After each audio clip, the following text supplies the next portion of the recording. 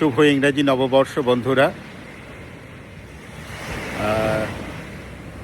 1 জানুয়ারি আপনাদের সঙ্গে তেমনভাবে কথা হয়নি, কারণ পুরোটাই জার্নিতে ছিলাম।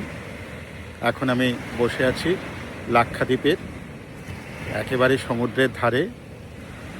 উত্তাল সমুদ্রের আওয়াজ আপনারা নিশ্চয়ই শুনতে পাচ্ছেন।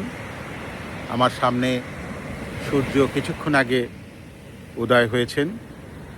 সমুদ্রটা একটু দেখতে ইচ্ছে করছে, তো তাহলে একটু দেখিয়ে দিই।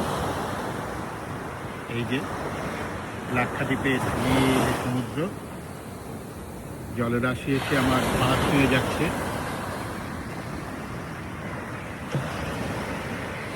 গত বছর 2025 আমার ভালোই কেটেছে, আপনাদেরও নিশ্চয়ই ভালোই কেটেছে। অর্থাৎ মন্দ তো কিছু থাকেই, কিন্তু মন্দগুলোকে আমাদের মনে না রাখলেই ভালো। শুধু অভিজ্ঞতা হিসেবে মনে রাখাই ঠিক, আর বাকি সবসময় পজিটিভ থাকা উচিত, যেটা আমি থাকি। 2025 বেশ বেড়ানোতে কেটেছে। পরে হিসাব করে দেখি, গোদাভাবে হিসাব করলে মোটামুটি 18টা জায়গায় গেছি, কিন্তু আরও ছড়িয়ে ছিটিয়ে হিসাব করলে সেটা প্রায় 25-26 জায়গায় হয়ে যাবে। কিন্তু সব ভিডিও তো আমার করা হয়নি। আমি একটু রয়ে শয়ে করি, কারণ আমি যখন ভিডিও বানাই, মানে এডিট করি, তখন আমি দ্বিতীয়বার বেড়াবার আনন্দটা উপভোগ করি। ফলে আমার একটু দেরিও হয়। তবুও আপনারা যে ভালোবাসা দিয়ে আমার ভিডিওগুলো দেখেন, নানান রকম প্রশ্ন করেন, আমার খুব ভালো লাগে। শুধু সেইটুকু প্রত্যাশাতেই আমি ভিডিও বানাই তা নয়।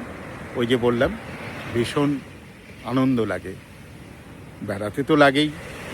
ফলে অনেক সময় আপনারা দেখতে পাবেন যে আমি হয়তো হোটেলের ঘরের ছবি দিতে ভুলে গেছি, বা কি খেলাম সেটা বলতে বা দেখাতে ভুলে গেছি, কারণ ওই সময় আমি বেড়াবার মুডেই থাকি। খাওয়াটা তখন সেকেন্ডারি হয়ে যায়, বা কোন ঘরে আছি সেটাও খুব একটা আমার কাছে ম্যাটার করে না।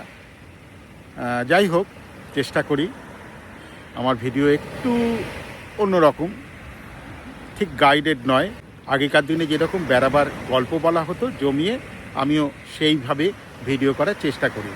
কারণ আমি বেড়ানোর শুরুতে যাদের সাহচর্য পেয়েছিলাম, তারা এইভাবেই জমিয়ে গল্প করতো। তখন তো ভিডিওর প্রচলন ছিল না, এখন হয়েছে।